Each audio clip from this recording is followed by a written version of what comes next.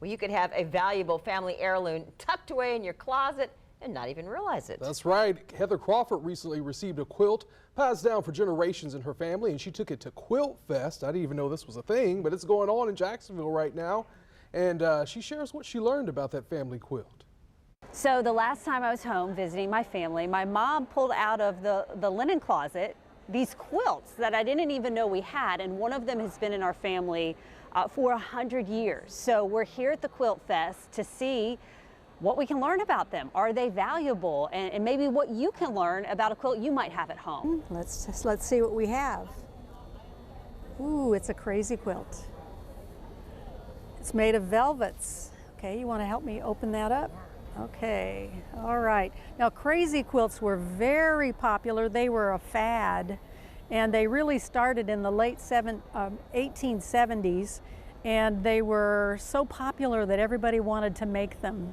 Brenda Grampus is a certified quilt appraiser who helps unravel the stories of quilts. This one features President Grover Cleveland. At first glance, it appears it was made in the early 1900s. Here's his picture done on silk, and there's his ribbon. So it's from that election. But looking closer, she finds clues that tell a different story.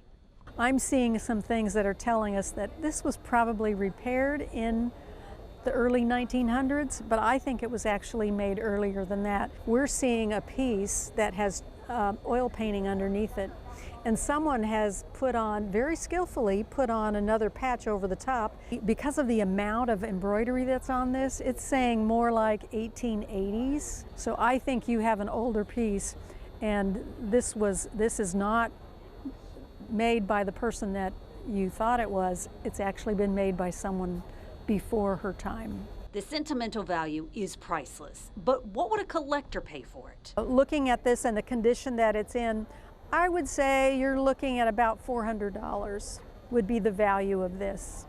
And a valuable piece of advice for storing your quilt: the fewer creases, the better to prevent damage.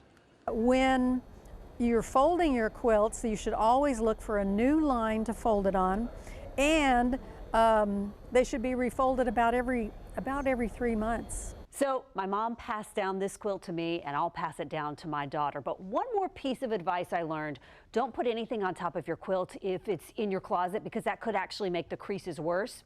And always store it in an air-conditioned room out of direct sunlight. And if you'd like to have your quilt appraised or just check out the beautiful quilts on display, Quilt Fest continues through Saturday at Prime Osborne Convention Center. I've posted more information in this story. Just head to firstcoastnews.com. Heather Crawford, First Coast News, on your side.